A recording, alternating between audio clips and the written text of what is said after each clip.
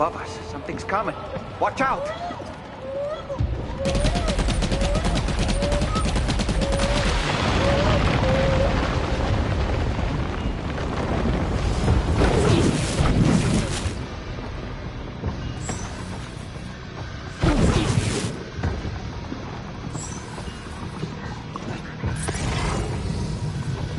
Cut them down.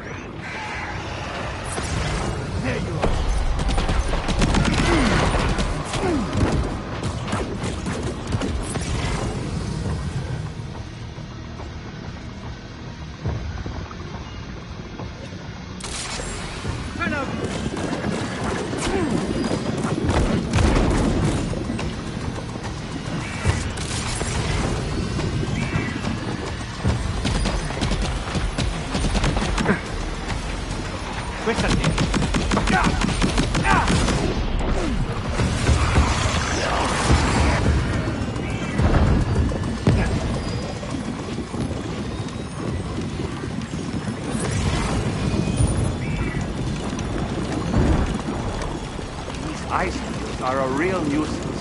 Think there might be a way to destroy them?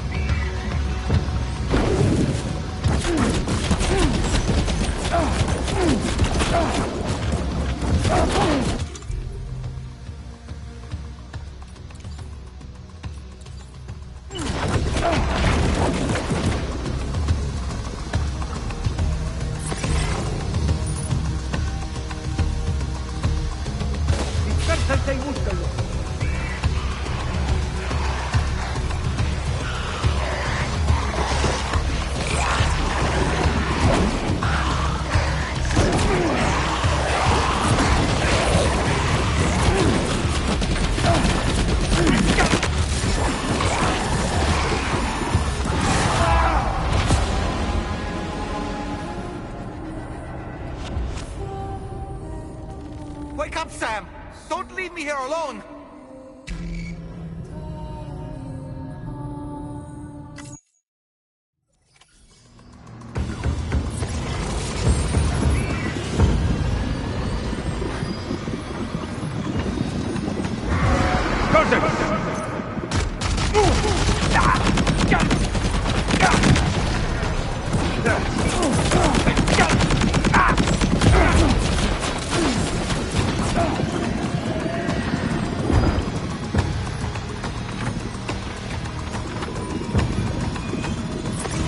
Hunt them down.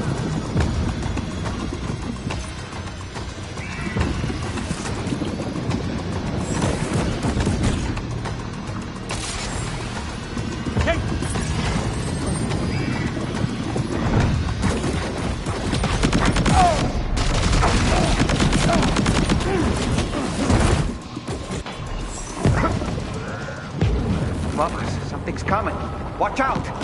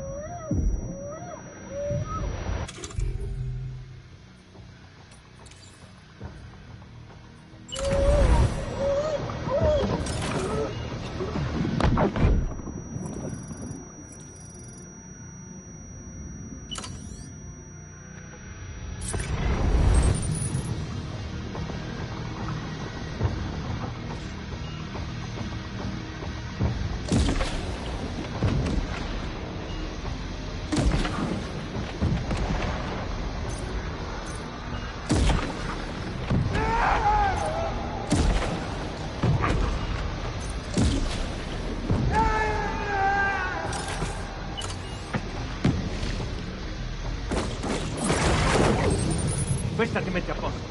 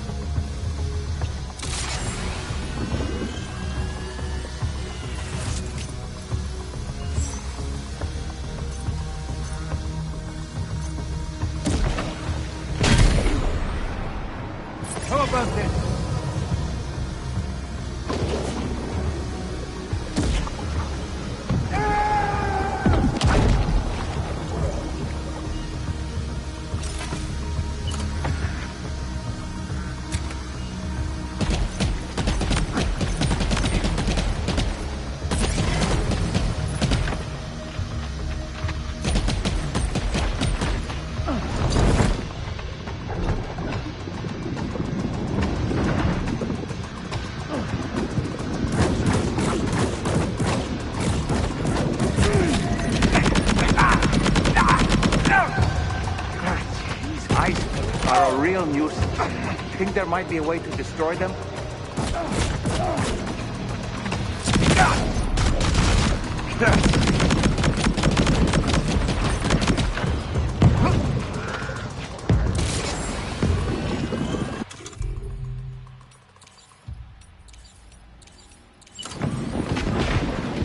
You've got him on the ropes. He's trying to flee to the church down below us.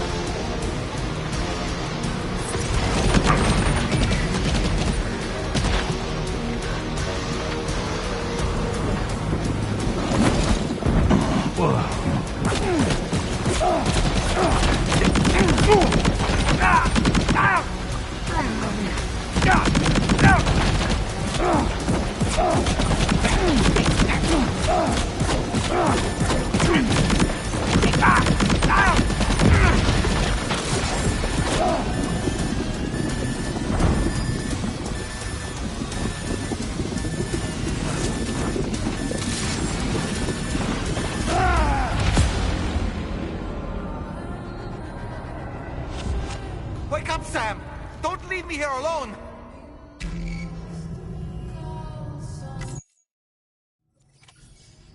I'm right.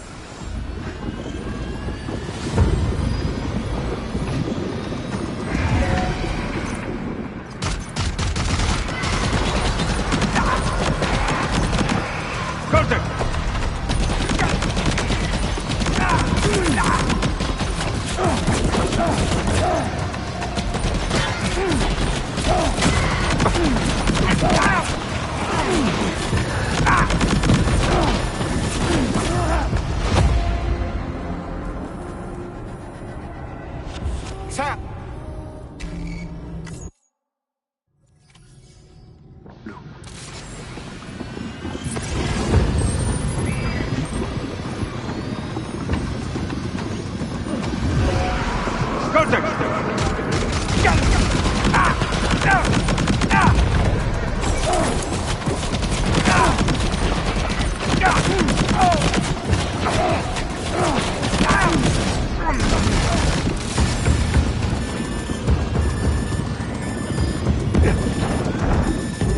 Above us, something's coming. Watch out!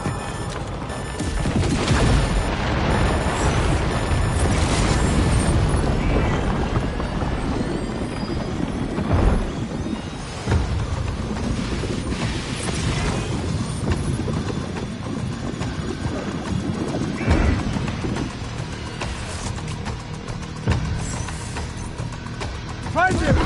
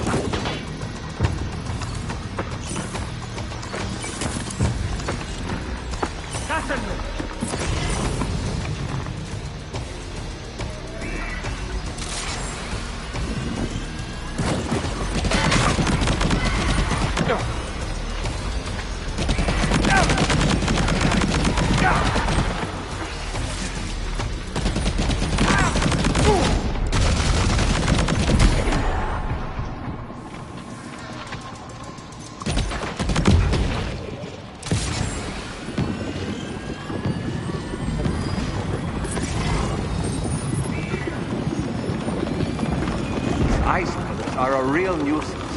Think there might be a way to destroy them?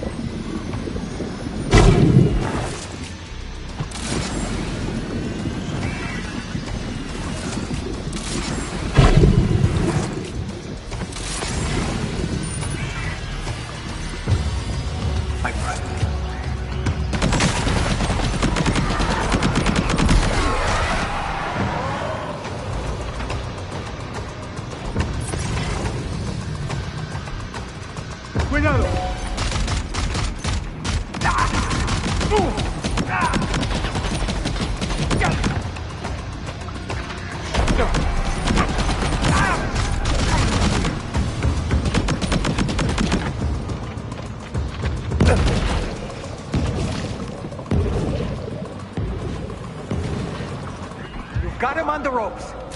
He's trying to flee to the church down below us.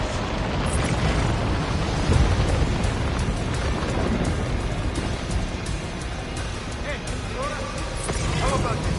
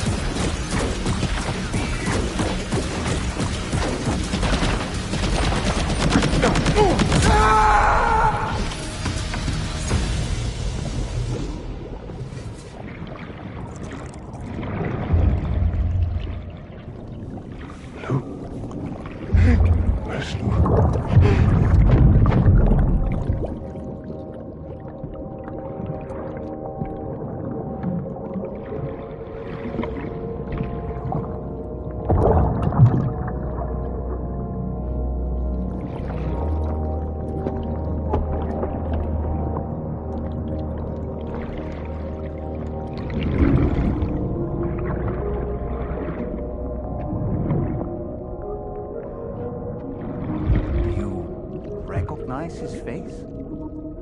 No, I don't.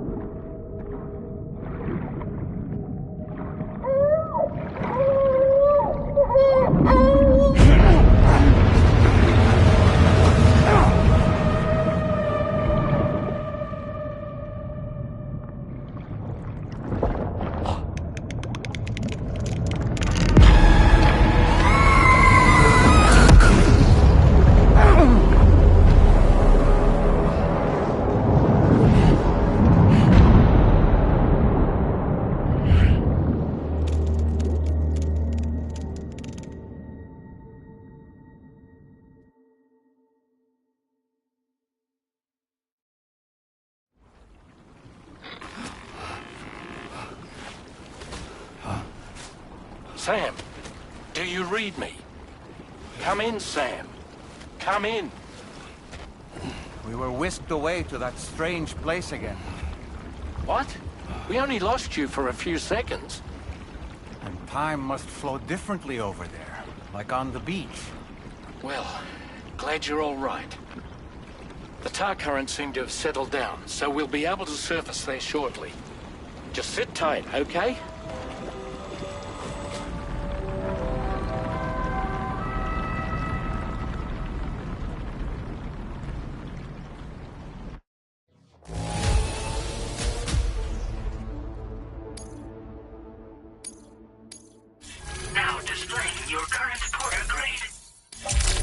Sam, why don't we return to the DHV Magellan and get some rest?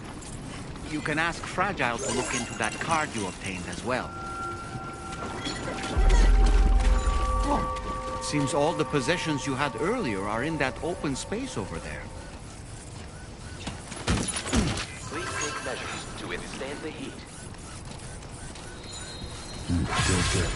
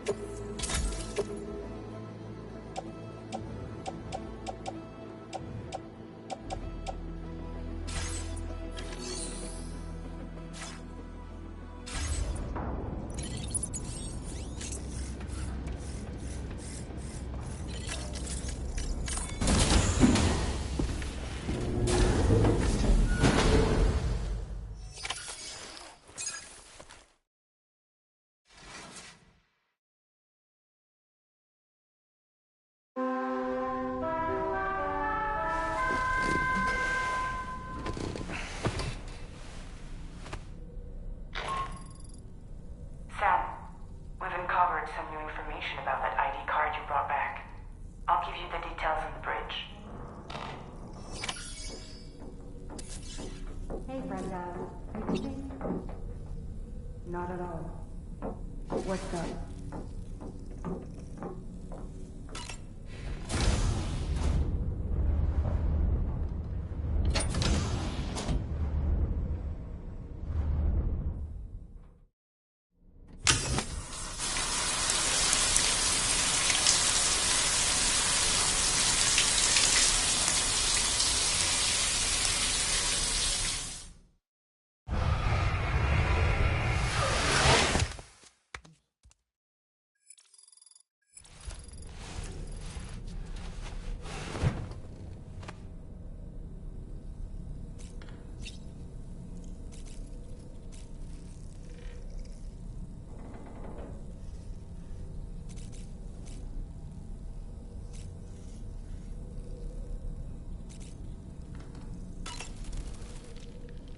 That place we were sent to, the land of the dead, it strikes me as odd that it was submerged underwater.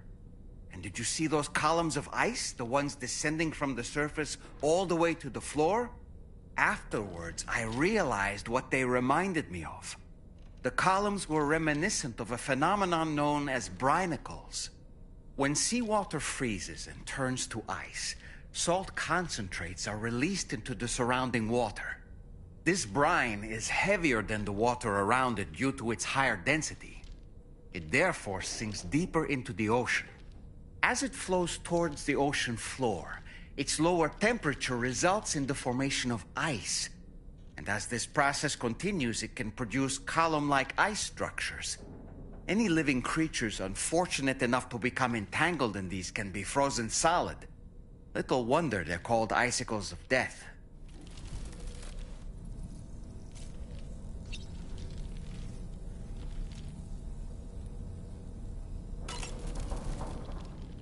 I don't really have anything else to say right now.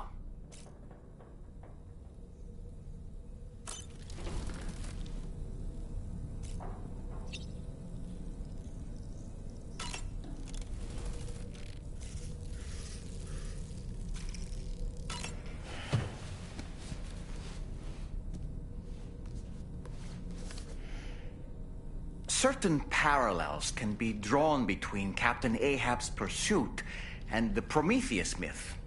Prometheus is a deity said to have stolen fire from the heavens in order to give it to humans. In essence, he bestowed upon them the power of the gods themselves.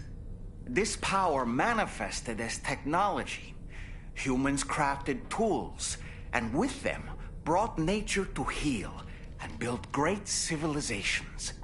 Perhaps the author intended to frame Ahab's pursuit of the white whale as one akin to mankind's struggle against the forces of nature. We ourselves are arguably living out our own Prometheus myth as we fight to overcome the Death Stranding. No, we definitely are.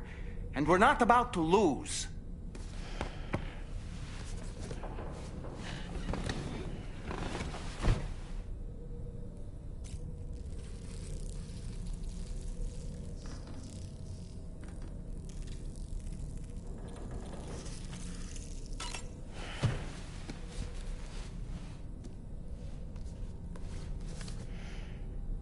On a dark night in May 1816, 3 men and 2 women found themselves confined to a villa on the shore of Lake Geneva.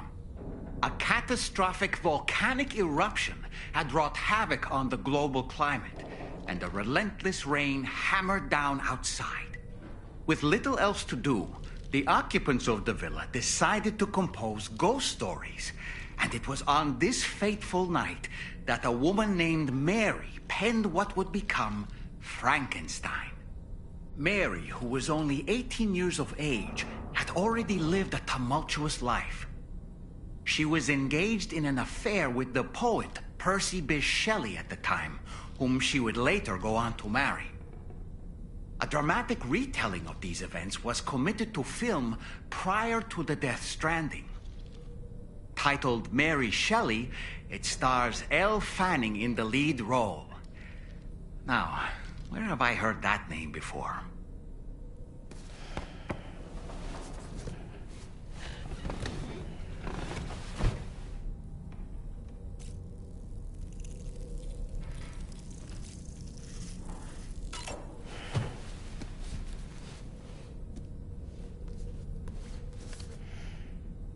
The Voyage of the Beagle, written, of course, by one Charles Darwin.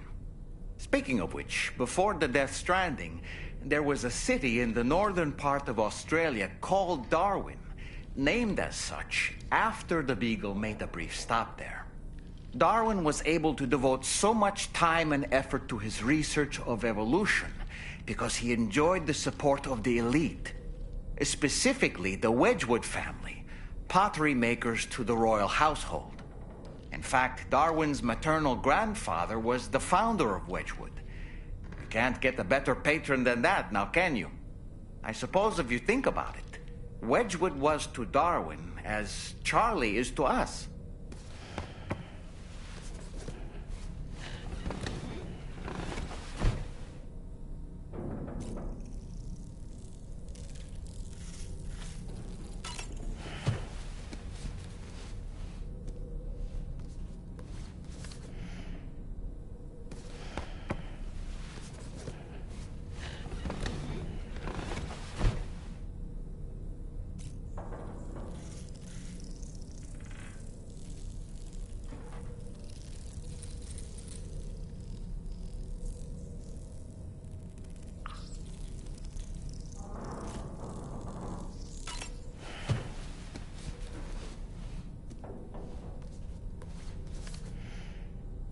The gathering of storytellers that spawned Mary Shelley's Frankenstein gave rise to yet another legendary creature of horror fiction. I speak, of course, of the vampire. A physician named Polidori was also in attendance that evening, and he later unveiled his creation in a new novel. As I may have mentioned before, the summer of that year was unusually cold. In Europe alone, 200,000 people are said to have perished as a result. Could it be that a widespread fear that the world might be coming to an end served as inspiration for two classic monsters? I find it a compelling theory.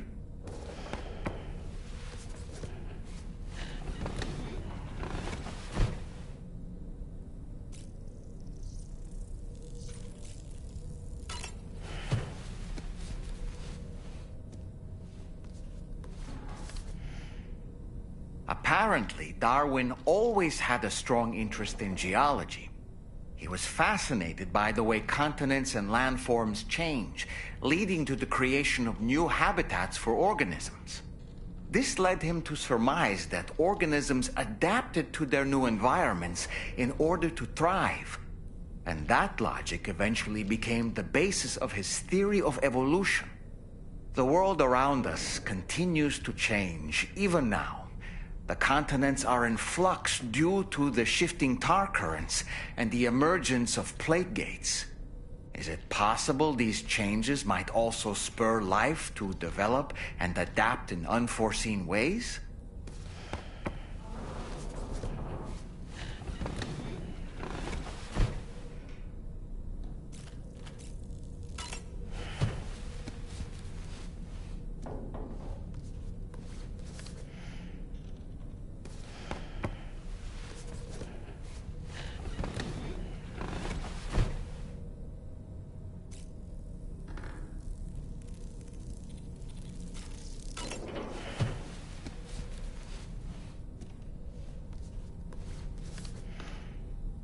It should be noted that the monster's name is not Frankenstein, nor was it ever given a proper name. Frankenstein is the name of its creator and the story's protagonist, Victor Frankenstein. Through its many movie adaptations, the image of the disturbing and unstable patchwork creature has grown ever more vivid. And in the process, the misconception that it was called Frankenstein was born. In the original novel, however, it was an intelligent, human-like being that craved acceptance. A clever, gentle giant cobbled together from others, not unlike our dead man, don't you think? And while he doesn't appear in Shelley's original work, in several movies, Frankenstein is joined by a rather memorable assistant named Igor. Igor and Victor. Now, where have I heard those two names before?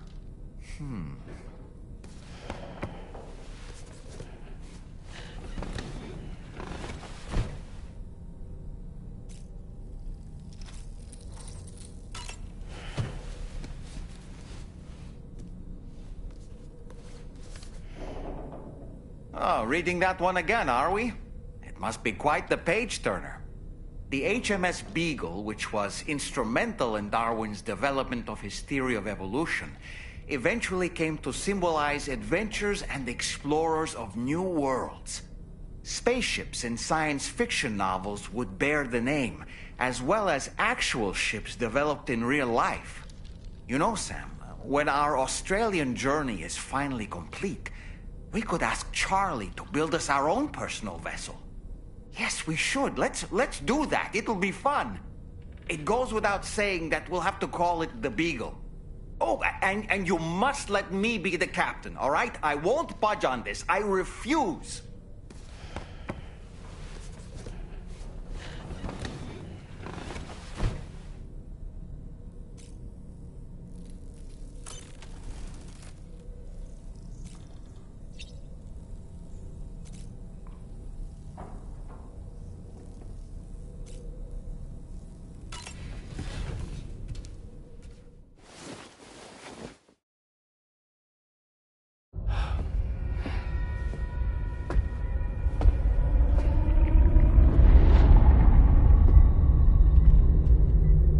His name is Neil.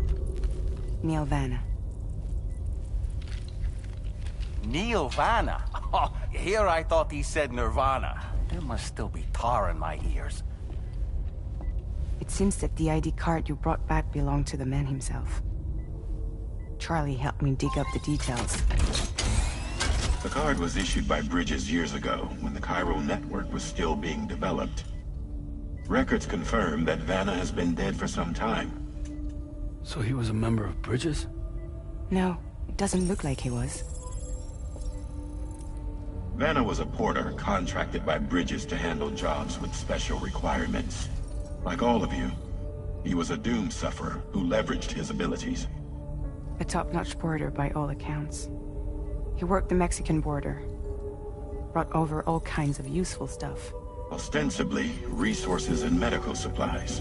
But in truth, he transported drugs and other prohibited goods. So he was a smuggler. Vanna's ID card served as a key to some of Bridges' secure installations, though only a select few, of course. Specifically, those dedicated to the BB experiments, along with various other medical facilities. I believe that the place you went to for counseling was one of them. But everything in that area was obliterated 11 years ago by a void out, one in which Neil Vanna died. And from which you alone, Sam, were fortunate enough to emerge alive. Prior to all that, your counseling sessions made you a regular visitor, yes? Well, records indicate Vanna frequented the same facility. There's a fair chance that the two of you might have met before. Do you recall seeing him? It's hardly surprising. A great number of people pass through there all the damn time. No one would remember them all.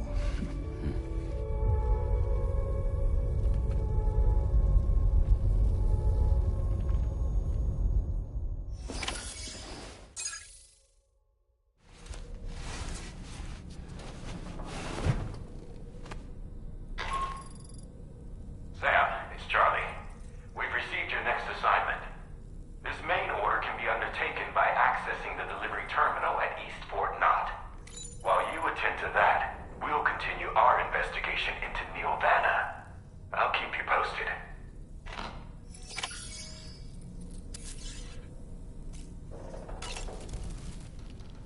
Woo-hoo-hoo! Looking clean as a whistle. What a stylish pair of glasses. I'm sure they'll suit you, Sam. Neil Vanna, a porter employed by Bridges. A man not unlike yourself, it would seem. But why did he appear in that so-called Nirvana, or rather, that realm of the dead? And then there's the fact that he clearly spoke Lou's name. If we have another opportunity to visit that mysterious realm, then perhaps we can get some answers. The times we've encountered Neil Vanna, the first was amidst flames, and the second was in what seemed to be flood-ravaged ruins.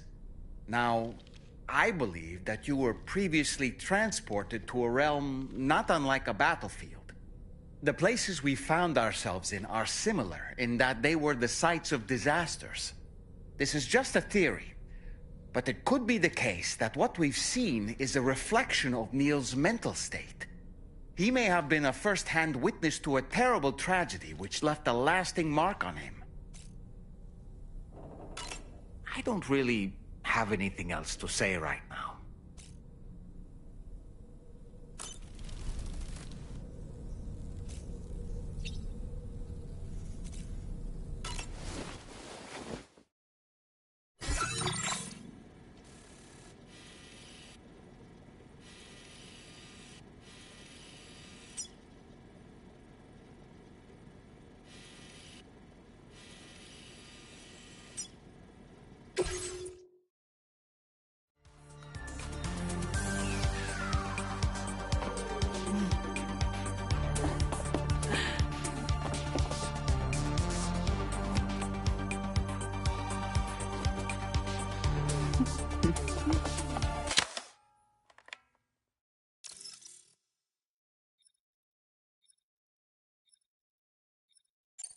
Thank you, Sam. It's no trouble at all.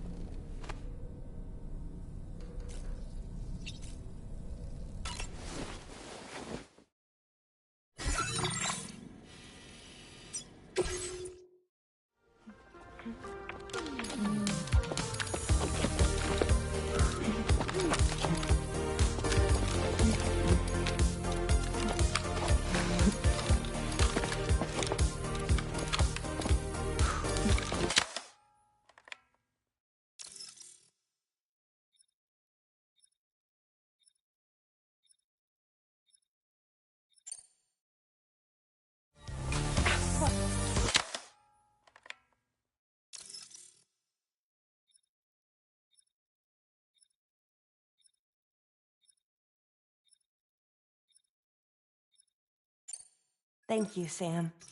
Sure.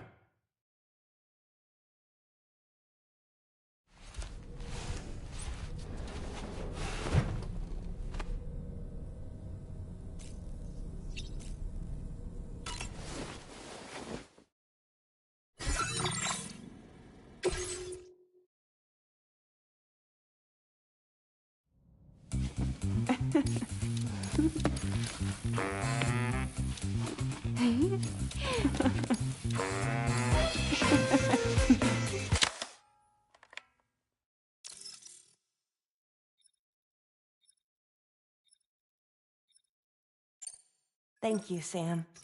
It's no trouble at all.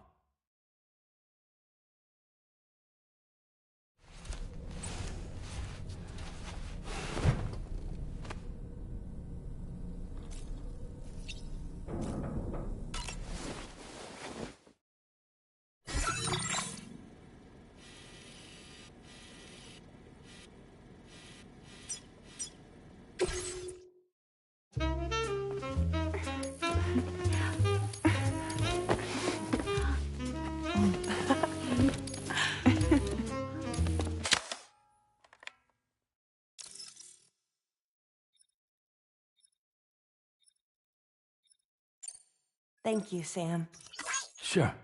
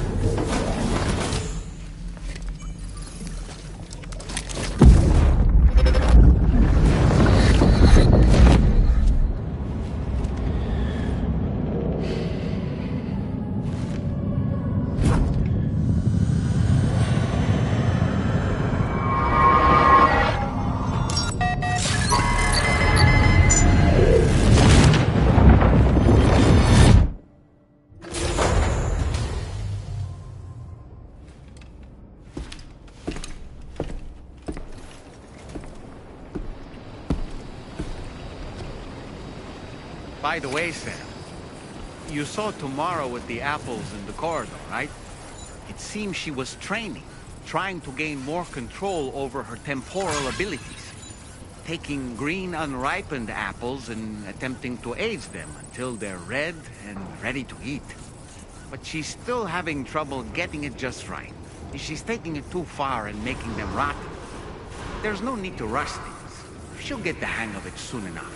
In the meantime, let's continue to support her. That's the spirit.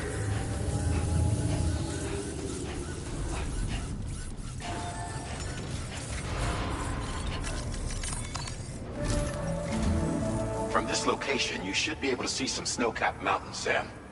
Your next objective can be found in the heart of them, in the form of the Eastern Environmental Observatory. Once again, you'll need to link up several sites en route to this destination. The first such site to be brought online is the Chronobiologist Shelter, which is due west. Pick up the main order on this delivery terminal in order to begin.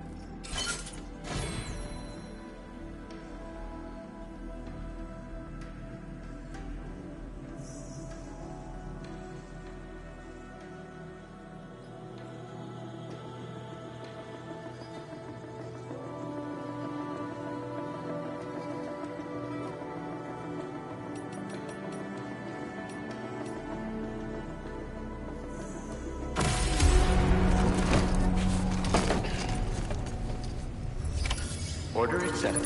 Thank you.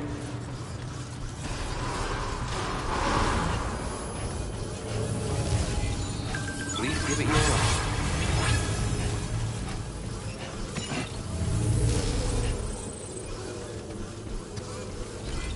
Rest recommended.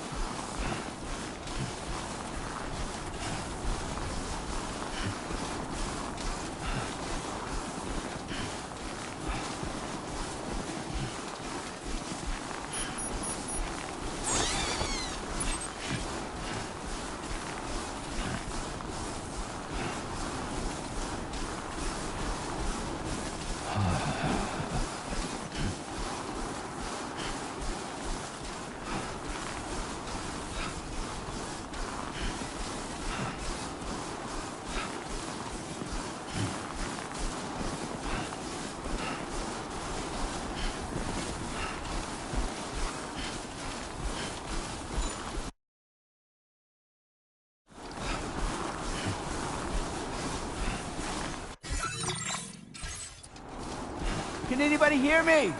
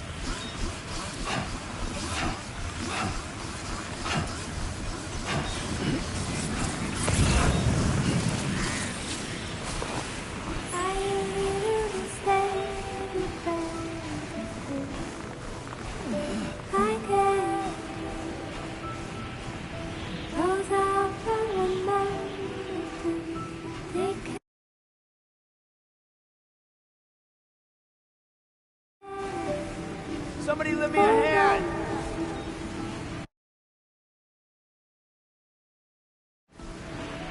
Hear the silence and holes and space like one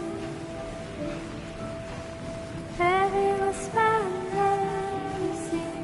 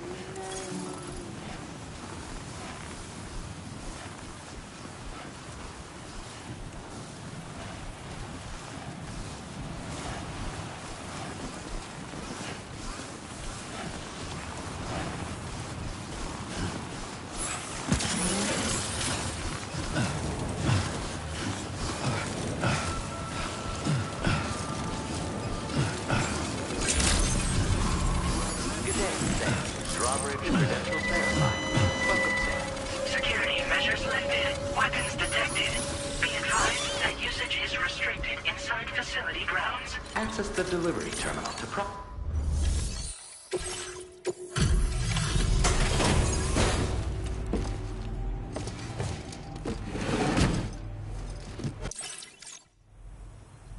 Good to see a friendly face. It's been a while since I've had visitors. I'll check your cargo right away.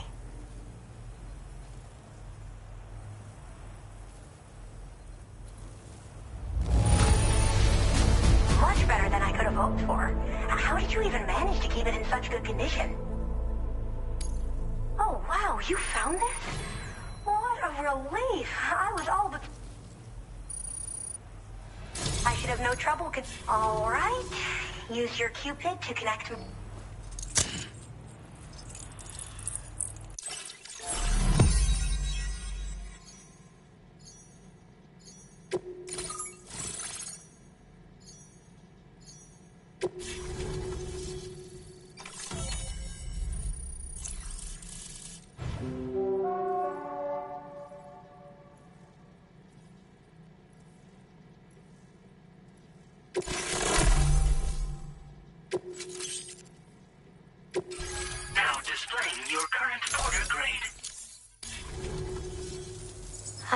finally part of the chiral network.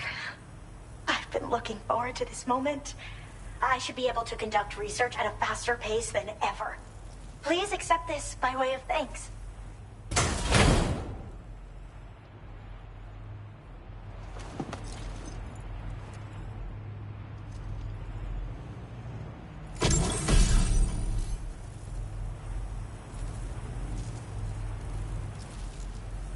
I picked up this accessory in the UCA. You should try attaching it to your backpack. Who knows? It might bring you good luck. Oh, and in case you're curious, the cargo you brought me contained a stock of cryptobiote variants. I've taken to calling them chronobiotes. They appear to alter your body's internal clock for a brief period when consumed. Just another example of the many ways the Death Stranding is wreaking havoc on our perception of time. It's introduced us to Timefall and the beach, as well as the EEs that brought about previous mass extinctions. You know, I can't help but wonder if extinction entities are related to chronobiotes. Anyway, I'm glad you're here. Especially with the strange incidents we've been hearing about lately.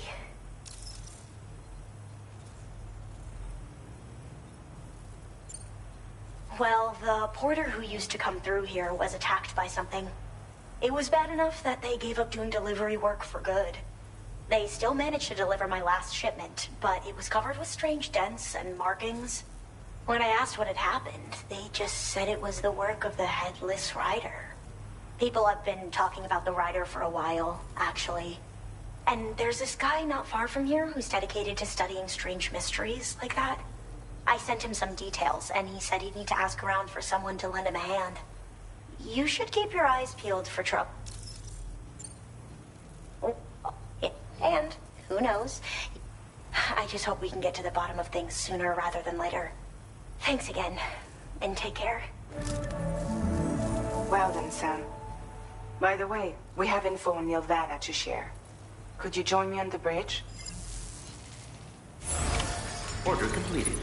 Well done.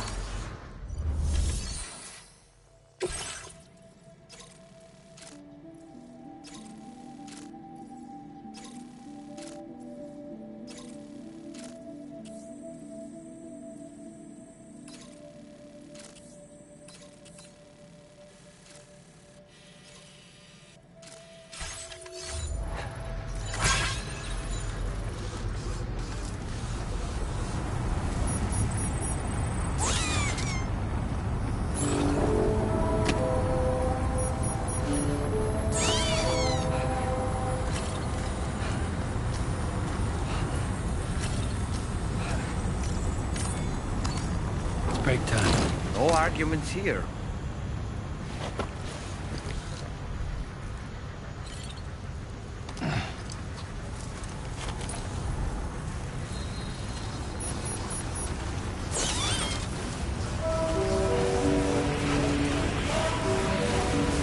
Disengaging weapons restriction.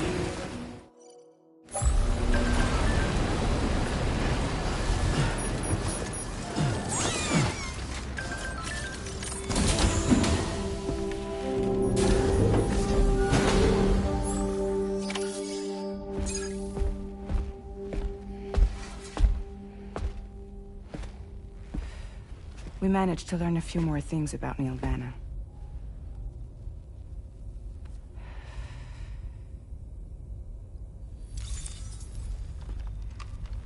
You may remember that he was a porter contracted by Bridges.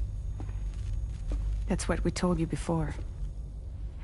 Since then, I received a mail. Another one from our very own Hartman, I'm guessing. Look, we sure we can trust them? Whoever they are? They are almost certainly someone on the inside. Someone with access to the UCA's administrative systems. It seems Neil Vanna was attending therapy sessions. But the real revelation is who Vanna's therapist was.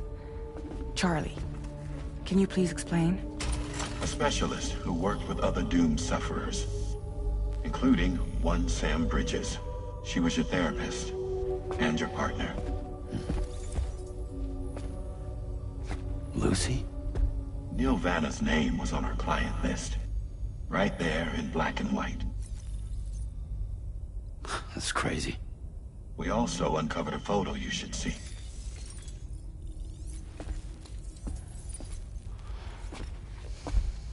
Per the records, they perished in a void out which claimed an entire city.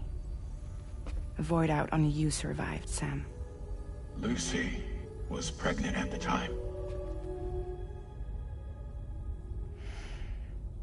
It wasn't mine. The child she was carrying. She straight up told me to my face. I never had any kids.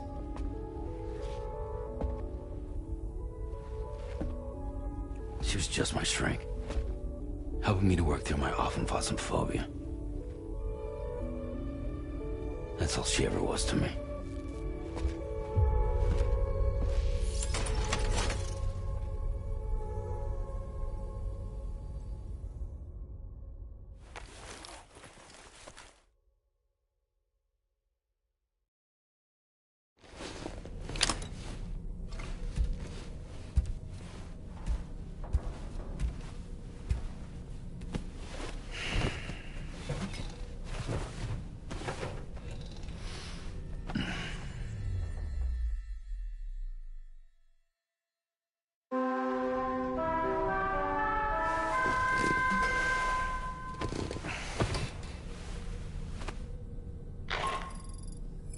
Sam, this is Charlie. A new assignment has been entered into the system. You've been asked to go and connect the metagenomicist to the network. Access the chronobiologist's delivery terminal to find and undertake this main order.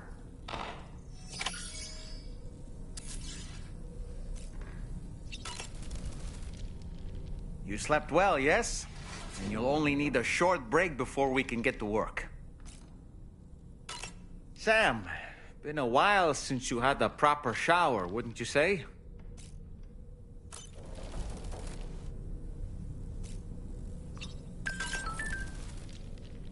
You and Neil Vana have a stronger connection than I realized. There must be some reason why he keeps appearing before you in that mysterious realm. Admittedly, while we've only seen a few pieces of the larger puzzle, it may lead to discoveries you might struggle to accept. Nevertheless, I commend you for your courage in facing your past head-on thus far. I say this with the utmost sincerity.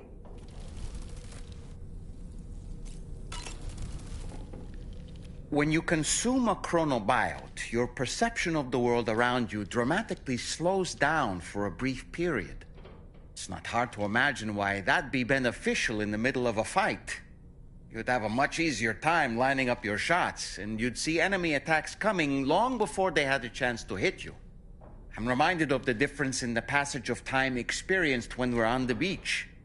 It stands to reason that both phenomena might be caused by microbes from the beach and their effects on our bodies when ingested.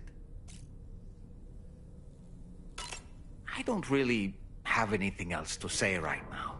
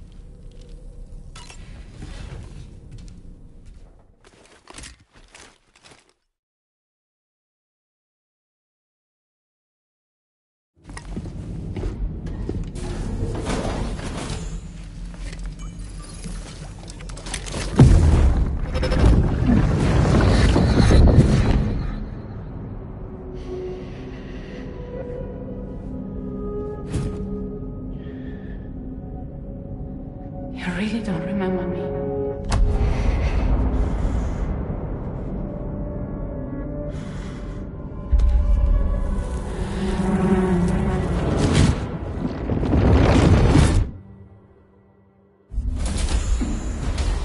That woman just now, was that...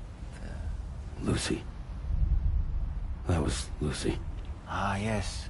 She was your therapist, wasn't she?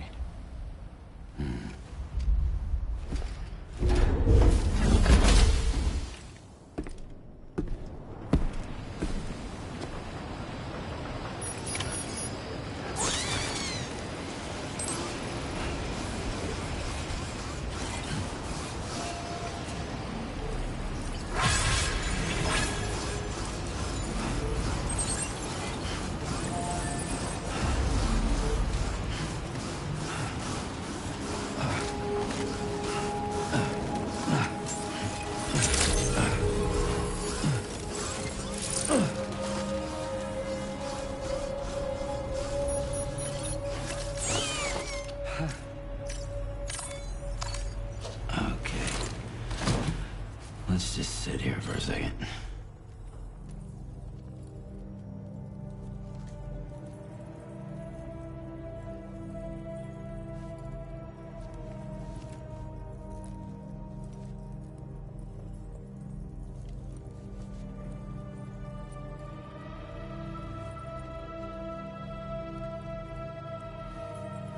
Okay.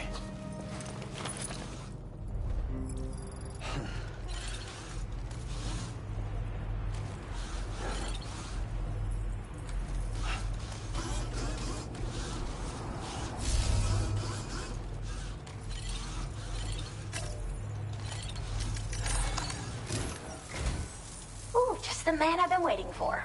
The Metagenomicist's main order is prepped and ready for you. We'd like you to capture the timefall-resistant emu I identified and take it to her shelter. You might find the capturing part tricky, but if you're real quiet, you shouldn't have too much trouble getting close. Now, this emu appears to possess certain unique temporal properties. It may well have some kind of connection to extinction entities as well. The Metagenomicist might have different insights into its nature given her specialization, though. Personally, I'm hoping this might lead us to a major breakthrough. Also, there's another order I want you to handle when you have a moment. It's related to those strange incidents I mentioned earlier. They might not be occurring right on my doorstep, per se, but they're still very troubling. Help us out, Sam.